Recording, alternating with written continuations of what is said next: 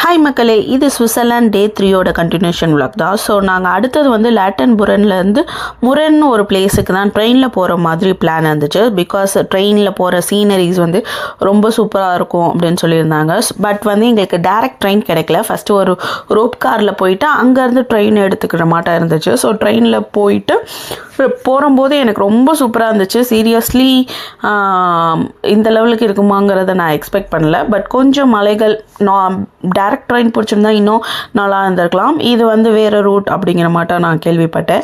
And Muran வந்து ஒரு குட்டி வில்லேஜ் மாதிரி. ஸோ போனதுக்கப்புறம் நான் லஞ்ச் பேக் பண்ணிட்டு வந்திருந்தேன். அதெல்லாம் சாப்பிட்டு நிறைய ஃபோட்டோஸ் எடுத்துகிட்டு முரனில் இருந்து அல்மென்துபெல்னு ஒரு ஏரியா அங்கே வந்து போனோம். ஏன்னா அது வந்து கிட்ஸ்க்கான பிளேஸ் அப்படின்னு சொல்லிட்டு.